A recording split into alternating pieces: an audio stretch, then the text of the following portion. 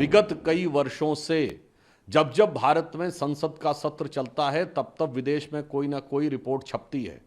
ये संदेह बहुत गहरा हो जाता है कि सीमा पार से विपक्ष के कुछ ऐसे तार जुड़े हुए हैं कि भारत के हर संसद सत्र के दौरान एक अव्यवस्था का वातावरण उत्पन्न किया जाए। ये वही लोग हैं जिन्होंने एक साल पहले कहा था LIC डूब गया, इन्होंने कहा था SBI डूब गया, इन्होंने कहा था HAL हिंदुस्तान एरोनॉटिक्स डूब गया। हमेशा कांग्रेस विदेशी कंपनियों के साथ क्यों खड़ी रहती है? आज से नहीं, 30-40 साल पहले से। विदेश के संस्थानों से यह कौन सा याराना है कि भारत के आर्थिक संस्थान के हर विषय के ऊपर आपका निशाना है? पता था कि संसद सत्र के दौरान ही वो रिपोर्ट आनी थी, और यह मैं इसलिए देश के प्रबुद्ध लोगों से कहना चाहता हूं, विगत कई वर्षों से जब जब भारत में संसद का सत्र चलता है तब तब विदेश में कोई ना कोई रिपोर्ट छपती है। याद करिए, BBC की डॉक्यूमेंट्री संसद सत्र शुरू होने से ठीक पहले आई थी। जनवरी में हिंडनबर्ग की रिपोर्ट बजट सत्र शुरू होने से ठीक पहले आई थी। कभी रिलीजियस फ्रीडम की रिपोर्ट आती है, कभी किसानों को लेकर कमेंट आता है विदेश से, तो कभी ग्रेटा थनबर्ग का स्टेटमेंट। ये सारे सीक्वेंस जाके देख लीजिएगा, संसद सत्र के दौरान ही आते हैं। और आज बरबस विपक्ष ने जब संसद सत्र का विषय उठाया तो ये और साफ हो गया कि इसका मतलब ये संदेह बहुत गहरा हो जाता है कि सीमा पार से विपक्ष के कुछ ऐसे तार जुड़े हुए हैं कि भारत के हर संसद सत्र के दौरान एक अव्यवस्था का वातावरण उत्पन्न किया जाए। और यह बात हम गंभीरता से कह रहे हैं कि विपक्षी दल भारत में अस्थिरता और अराजकता उत्पन्न करना चाहते हैं, क्योंकि अभी हाल ही में संपन्न चुनाव भारत के इतिहास के इकलौते चुनाव थे जब 7 समंदर पार से बैठे हुए किसी धन कुबेर ने कहा, जॉर्ज सोरोस ने, कि मैंने $1 बिलियन रखे हुए हैं भारत में मोदी जी की सरकार को हटाने के लिए। कोई एक घटना होती तो किसी देश का बयान आ जाता है, तो कभी कोई रिपोर्ट आ जाती है। तो हमारी समझ में ये नहीं आता है कि ये सारी बातें, और फिर वो विदेश में जाकर ही राहुल गांधी जी अनेक प्रकार की चीजों की अपेक्षा करते हैं। कांग्रेस और विपक्ष के नेता जाके विपक्ष से अपेक्षा करते हैं कि भारत में हस्तक्षेप किया जाए। और मैं पुनः गंभीरता के साथ कहना चाहता हूं कि भारत के अंदर यह आर्थिक अराजकता उत्पन्न करना चाहते हैं भ्रम के द्वारा, चाहे विषय भारत सरकार की कंपनी का हो या कोई निजी कंपनी का हो। ये वही लोग हैं जिन्होंने एक साल पहले कहा था LIC डूब गया, इन्होंने कहा था SBI डूब गया, इन्होंने कहा था HAL हिंदुस्तान एरोनॉटिक्स डूब गया।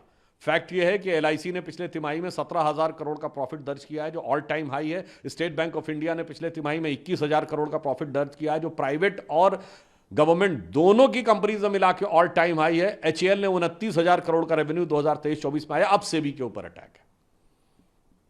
मैं पूछना चाहता हूं कि आप ये कर क्या काम करना चाहते हैं?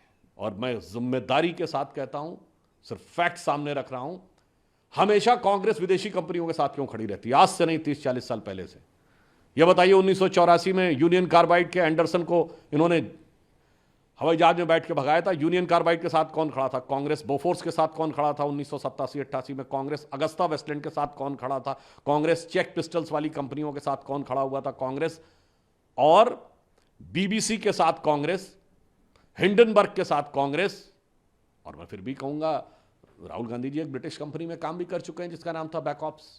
तो आज हम विपक्ष से पूछना चाहते हैं कि विदेश की संस्थाओं और विदेश में छपने वाली चीजों में, और आपको ध्यान हो केजरीवाल जी ये भी बोल चुके हैं कितना मुश्किल होता है न्यूयॉर्क टाइम्स में छपवाना, ये वर्ड है उनका ऑन रिकॉर्ड। तो मैं पूछना चाहता हूं एक लाइन में कि विदेश के संस्थानों से यह कौन सा याराना है कि भारत के आर्थिक संस्थान के हर विषय के ऊपर आपका निशाना है? सर, ऑपोजिशन JPC इस मुद्दे पे क्या कहेंगे? देखिए, अपोजिशन पहले भी इस विषय पे बात करती रही। JPC का अधिकार, जब एक बिंदु में और भी कहना चाहूंगा, जो संसद सत्र के दौरान की उन्होंने बात कही, तो बिजनेस एडवाइजरी कमेटी में तय हुआ कि संसद सत्र का सत्रावसान होगा। मैं स्वयं भी बिजनेस एडवाइजरी कमेटी का मेंबर हूं। तो बताइए, कांग्रेस के लोग तो उसमें थे। तो अब सत्र का अवसान सबसे विचार करके हुआ, उसके बाद इससे कनेक्शन, एक बात बहुत साफ हो जाती है कि उनको इस बात की तैयारी थी या आशा थी कि सत्र के दौरान यह रिपोर्ट आनी चाहिए। शायद वो लोग किसी कारणवश चूक गए होंगे। एक आखिरी सवाल सर, ऑपोजिशन कि सेंटर को पता था ये रिपोर्ट आने वाली है, इसीलिए सत्र जल्दी खत्म कर दिया गया। नहीं, मैंने तो आपको बता दिया, ये आज नहीं, पिछले 4-5 सालों में बीबीसी की डॉक्यूमेंट्री, 2023 में हिंडनबर्ग की रिपोर्ट, चाहे रिलीजियस फ्रीडम की रिपोर्ट हो, ग्रेटा थनबर्ग का बयान हो, किसानों के ऊपर बयान हो, ये सब के सब संसद सत्र के दौरान आए हैं। तो मैं पुनः कहना चाहता हूं कि विदेशी कंपनियों से कांग्रेस का रिश्ता पुराना है, इसलिए भारत के हर आर्थिक संस्थान पर लगाना निशाना है और इसके द्वारा किसको फायदा पहुंचाना है, यह भारत की प्रबुद्ध जनता को निश्चित रूप से समझ में आना है।